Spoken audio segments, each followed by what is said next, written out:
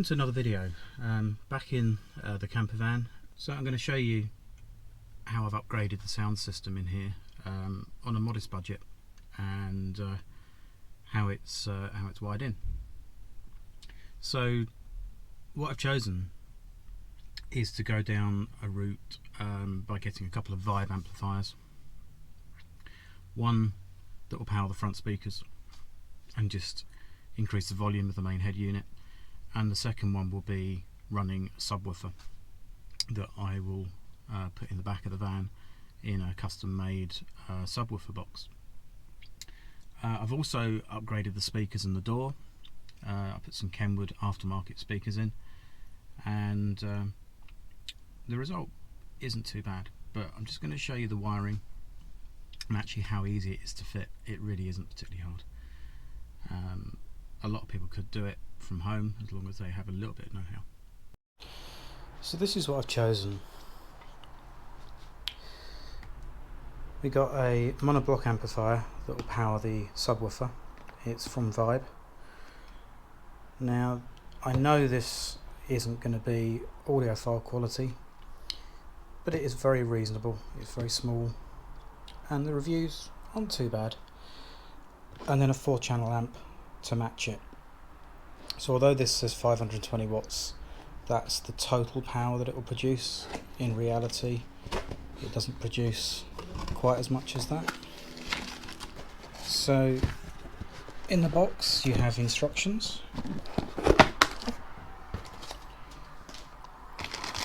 You have a set of connecting cables and the actual amplifier itself. And you do have some cable ties in there as well to neaten things up. But this is total peak power of 520 watts. I think it's 55 watts RMS.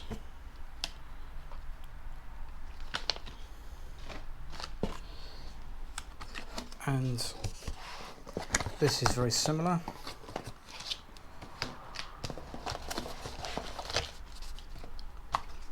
That's empty, and that's empty. So we need some cables for that.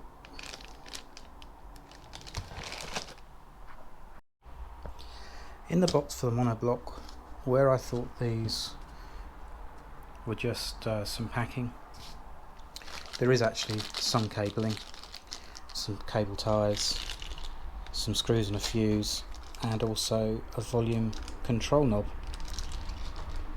So that's good news. So in order to get this fascia out and get to the radio, the first thing you need to do is you take the top tray off here, and this comes out quite easily. You just need to get your tool under the back there and it just snaps out the way.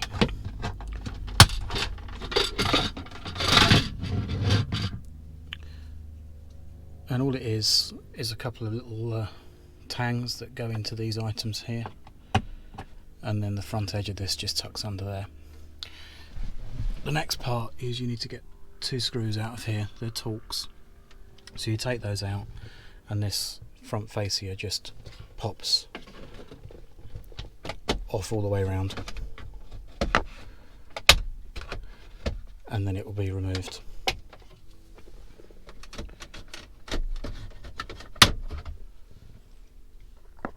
Okay, so the 2 Torx screws are removed. This means you can move this forwards. I'll disconnect that connector and the other one in a minute, which means I can get it out of the way.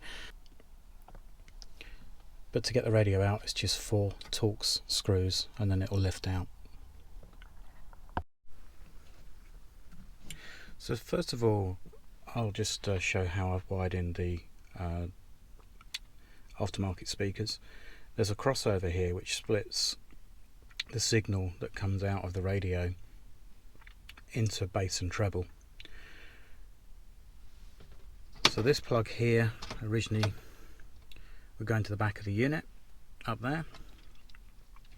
You got the left and right hand speakers, so I spliced into these and then rung the cable into the input plus and minus here. Then if you notice these wires here, you had red and blue and brown and blue.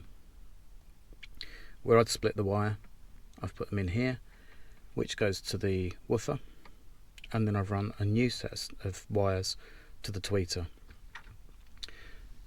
which is probably the hardest part actually, because you had to run the wires behind here all the way up to the tweeters on top.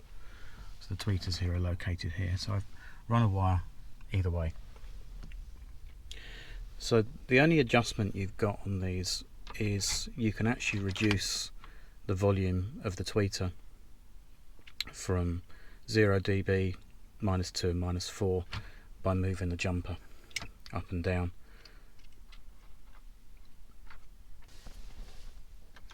So the speakers actually, they're currently up for sale still. They're a discontinued item.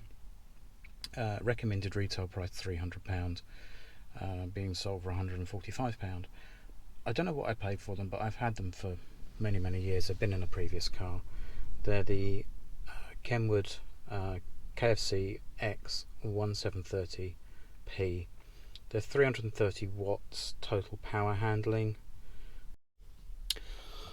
Right, we have a mess that sort of makes sense.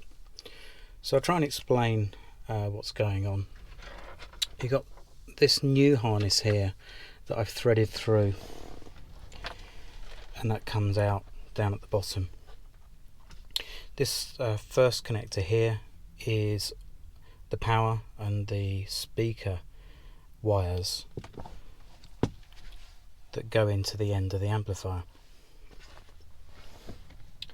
The other two connectors here, these are actually a high level input that will go into the mono amplifier. Although they look like a low level input, they aren't. There's a warning on in the instructions that they are a high level input. So this connector here is the one that comes out the back of the radio, and the extension harness you get is similar. These two elements here are exactly the same, but these two here don't exist on here. So what I'm going to try and do is I'll get these two out of here and slide them into the new plug, because this is the plug that's got to go in there. So the idea is that slides into there, and that one then connects to there, which allows you then to connect everything else to the harness of the amplifier. But if I don't move these, as you can see, there is no connector to them, so they'll be broken. So as you can see, these are disconnected at the moment. They've been removed from within there. I've connected these two parts together here. That element there can go into the radio.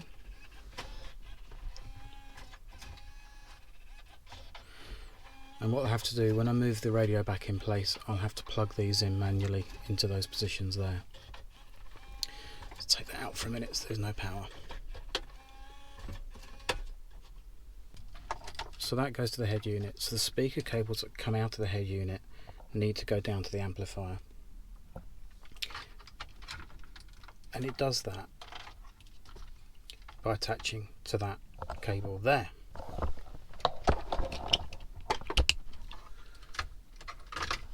These two parts of the loom here are actually what's connected down there. So where the speaker cables come back up again, need to connect into the other half of this one.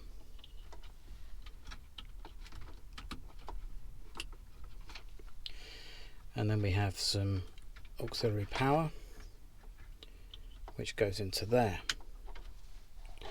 which then means that's live, although I've got nowhere to plug it in. So I'm going to feed all this back in place now and connect this up to the radio and putting these two connectors snugly in place into the back of the radio. So this is the subwoofer box that I've made. It's nearly together now. A lot of it is sealed.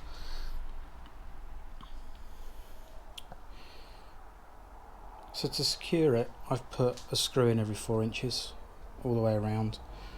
All the joints are glued, and I don't know if you can see it, on the inside it's sealed.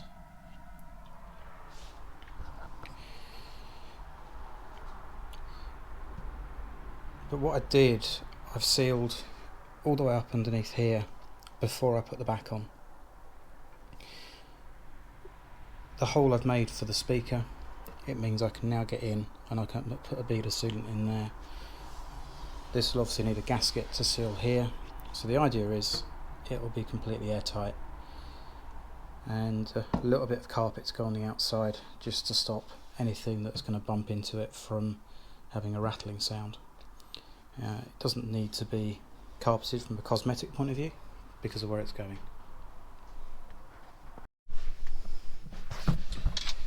Right, it's getting a bit dark now, so I've got a light. So I've connected the subwoofer via these two inputs here. These are not low level normal subwoofer inputs. They look like it, but they're actually high level inputs. It's just they've done it for ease of connection.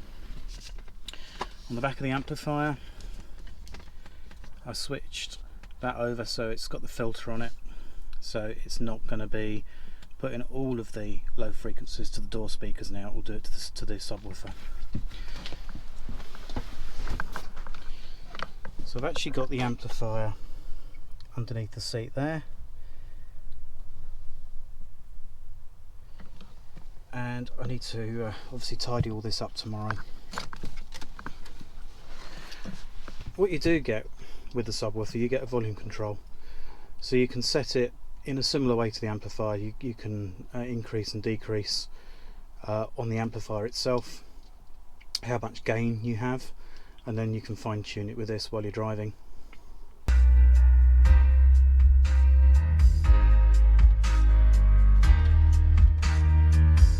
Turn the sub down a little bit.